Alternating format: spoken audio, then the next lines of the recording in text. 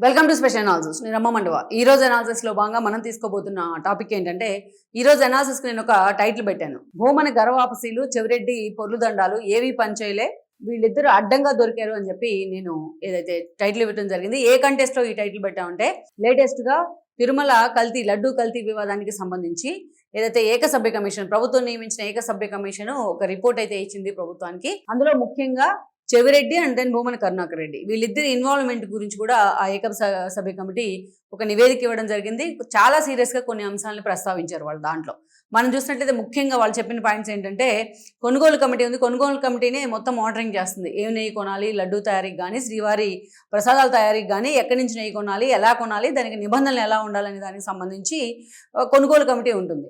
ఆ కొనుగోలు కమిటీలో వీళ్ళిద్దరూ కూడా వైఎస్ఆర్సీపీ వచ్చిన తర్వాత ప్రత్యేక ఆహ్వానితులుగా ఉన్నారు. అటు చెవిరెడ్డి కానీ, ఇటు భూమన కరుణాకర్ రెడ్డి కానీ. వీళ్ళిద్దరూ ఎప్పుడైతే కొనుగోలు కమిటీలో ప్రత్యేక ఆహ్వానితులుగా జాయిన్ అయ్యారో అప్పటి నుంచే అక్కడ ఆ టెండర్లన్నింటిలో గోల్మాల్ జరిగింది అనేది ఇప్పుడు ఏకసభ్య కమిటీ పూర్తిగా నివేదిక ఇవ్వడం జరిగింది, ఆధారాలతో సహా.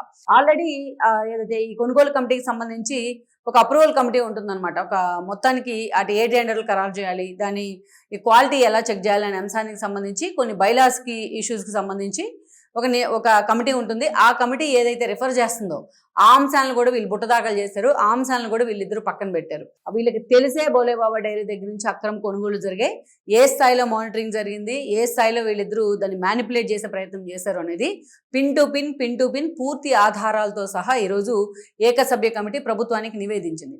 నిజానికి దీనికి బ్యాక్గ్రౌండ్లో ప్రీఫేజ్లో మనం చెప్పుకుంటే, కూటమి ప్రభుత్వం ఏర్పడిన తర్వాత టీడీటీ అధికారులు ఇచ్చిన సమాచారం మేరకు చంద్రబాబు నాయుడు ముందుగా ఆ రోజున కల్తీ నెయ్యికి సంబంధించిన అంశం గురించి మాట్లాడారు. కల్తీ నెయ్యి అంశం గురించి చంద్రబాబు నాయుడు మాట్లాడిన తర్వాత దాంట్లో మరుసటి రోజు ఆయన ఓపెన్గా దాని స్టేట్మెంట్ ఇస్తూ ఆఖరికి దాంట్లో యానిమల్ ఫ్యాట్ కలిసిందని కూడా చెప్పడం జరిగింది. మొత్తం దేశవ్యాప్తంగా ఉన్న శ్రీవారి భక్తులు ఆగ్రహవేశాలతో రోడ్డెక్కే ప్రయత్నం చేశారు. చాలా చోట్ల జగన్మోహన్ రెడ్డి దిష్టిబొమ్మలు కూడా తగలబెట్టారు. అసలు ఈ అంశం నుంచి ఫస్ట్ టైం జగన్మోహన్ రెడ్డికి ఎలా బయటపడాలో కూడా అర్థం కాలేదు. అప్పుడు కంటిన్యూగా 2 times టీటీడీ బోర్డు మెంబర్గా పనిచేసిన జగన్మోహన్ రెడ్డి బాబాయ్ సుబ్బారెడ్డి దీనిలో కోర్టు మెట్లెక్కే ప్రయత్నం చేస్తే కోర్టు దీని మీద సిబిఐ ఎంక్వైరీని ఆదేశించింది. సిబిఐని డైరెక్ట్ చేస్తే సిబిఐ సిట్ని ఏర్పాటు చేసింది. అప్పటికే మనం చూసినట్లయితే ఇక్కడ ఏదైతే ప్రభుత్వం వైపు నుంచి కూడా ఒక సిట్ ఏర్పాటైంది. సో మొత్తం వీళ్ళందరిలో అక్కడ ఎంక్వైరీ జరిగిన తర్వాత పూర్తి స్థాయిలో నెల్లూరు కోర్టులో మొన్న ప్రత్యేక బృందం ఏదైతే ఉందో సిట్, వాళ్ళు ఛార్జ్షీట్ దాఖలు చేశారు. అందులో అక్కడ కల్తీ జరిగిన మాట అయితే వాస్తవం, బట్ యానిమల్ ఫ్యాట్ ట్రేసెస్ మాత్రం ఇంకా పూర్తి స్థాయిలో ట్రేస్ అవుట్ కాలేదు అని చెప్పి వాళ్ళు ఛార్జ్షీట్లో దాఖలు చేయడం జరిగింది. అప్పటిదాకా వైఎస్ఆర్సీపీకి ఎక్కడ కూడా ఇష్యూలోంచి బయటపడడానికి అవకాశం రాలా.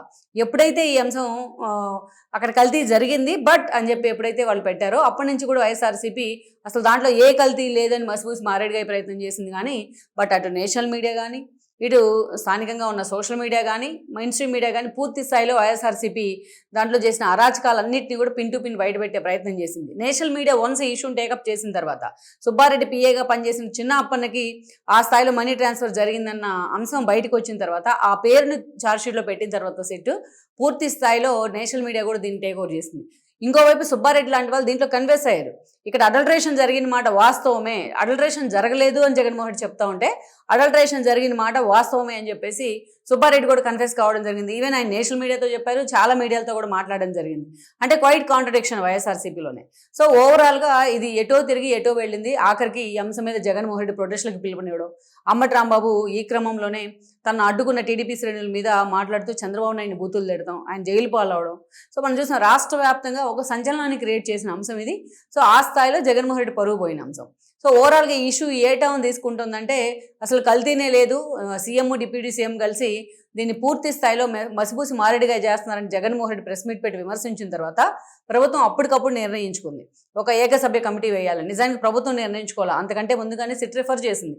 కొనుగోళ్ల కమిటీలోనే మ్యానిపులేషన్ జరిగింది, మీరు అక్కడ జరిగిన అడ్మినిస్ట్రేషన్ యాంగిల్లోనే మీరు ఒక విచారణ జరిపించాలి అని కొనుగోలు కమిటీ ఏదైతే సిట్ రిఫర్ చేసిన తర్వాత దానికి సంబంధించే ఏకసభ్య కమిటీ వేశారు. దాన్ని కూడా జగన్మోహన్ రెడ్డి డినై చేస్తూ అటు సుబ్రహ్మణ్య స్వామిని తీసుకొని పూర్తి స్థాయిలో సుప్రీంకోర్టు మెట్లెక్కే ప్రయత్నం చేస్తే సుప్రీంకోర్టు కూడా మొట్టికాయలు వేసింది ఇద్దరిని కలిపి. దాంట్లో అది సిట్ రిఫర్ చేస్తేనే కదా వేశారు, దీంట్లో రాజకీయాలకు మీరు తావివద్దు అని చెప్పేసి పూర్తి స్థాయిలో వాళ్ళకు మొట్టికాయలు వేసిన తర్వాత జగన్మోహన్ రెడ్డి వెనక్కి దగ్గర. ఇప్పుడు ఏకంగా ఆ ఏకసభ్య కమిషనే ఈరోజు కొనుగోళ్ల అంశంలో కొనుగోళ్ల కమిటీ కేంద్రంగానే ప్రత్యేక ఆహ్వానితులుగా ఉన్న భూమన చెవిరెడ్డి కేంద్రం కానీ ఈరోజు ఈ అవకతవకలు జరిగాయని చెప్పి ఒక క్లారిటీగా ఒక రిపోర్ట్ అయితే ఇచ్చింది. సో ఫర్దర్ యాక్షన్ కూడా వాళ్ళ మీద ప్రభుత్వం సిద్ధమవుతా ఉంది.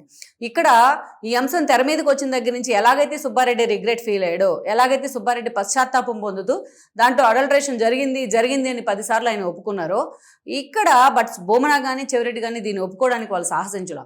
భూమన ఏం చేశారు, తనకు అవకాశం దొరికిన ప్రతిసారి తాను వెంకటేశ్వర స్వామి భక్తుడిని అని చెప్పుకోవడానికి చాలాసార్లు ట్రై చేశాడు. ఆయన చేతుల మీదుగా వెంకటేశ్వర స్వామి కళ్యాణం జరిపించడం కానీ, ఆయన చేతుల మీదుగా తిరుమల తిరుపతి దేవస్థానానికి సంబంధించి అనేక కార్యక్రమాలు చేయడం కానీ, నేను డివోటీని అని చెప్పుకునే ప్రయత్నం కానీ జరిగింది. ఎందుకంటే గతంలో వాళ్ళ కూతురు పెళ్ళి ఆయన క్రిస్టియన్ పద్ధతుల్లో చేశారన్న విమర్శలు వచ్చాయి. ఆయన గతంలో దేవాలయాలను తిడుతూ ఒక నాస్తికుడి తరహాలో మాట్లాడిన అంశాలు కూడా బయటకు వచ్చాయి. వీటన్నిటిని మసిబూసి మారేడుకు వీటన్నిటిని కప్పిపుచ్చేందుకు భూమన చాలానే కష్టపడ్డారు. ఇవన్నీ కాక ఇటీవల ఏం చేశారంటే ఆయన కొంతమందిని తీసుకొచ్చి క్రిస్టియన్ ఫ్యామిలీగా కన్వర్ట్ అయిన వాళ్ళని హిందూ మతంలోకి మార్చే ప్రయత్నం చేస్తారు. వాళ్ళని ఘరవాపసి లాంటి కార్యక్రమం కూడా తీసుకున్నారు. మరి ఎవరు సలహా ఇచ్చారో ఏమో కానీ. అంటే నేను పవిత్రమైన హిందువుని, నేను ఆస్తికవాదిని అని చెప్పుకునేందుకు భూమన కరుణాకర్ రెడ్డి చాలా కష్టపడ్డారు. తద్వారా తనకు అసలు ఈ నెయ్యికి సంబంధించిన ఈ లడ్డు అల్ట్రేషన్లో తనకు సంబంధం లేదు అని చెప్పుకునే ప్రయత్నం చేశారు. ఇక పాపం చెవిరెడ్డికి అయితే శిక్ష ముందుగానే పడింది. ఆయన కొనుగోలు కమిటీలో ఆహ్వానితుడిగా ఉండి అక్కడ మోసం చేసి ఉండొచ్చు కానీ, బట్ లిక్కర్ స్కామ్లో మాత్రం అడ్డంగా దొరికిపోయినాడు. లిక్కర్ స్కామ్లో దొరికి ఆయన పూర్తి స్థాయిలో జైల్లో ఉన్నారు. సెకండ్ పొలిటీషియన్ ఆయన అరెస్ట్ అయిన వాళ్ళు మిథున్ రెడ్డి తర్వాత. సో మనం చూసిన మిథున్ రెడ్డి కన్నా ముందే అరెస్ట్ అయ్యారు, సారీ. సో ఆయన బయటకు వచ్చారు ఇటీవలే. బయటకు వచ్చిన తర్వాత మొత్తం ఆయన తిరగని గుడే లేదు, మొక్కని దేవుడే లేడు.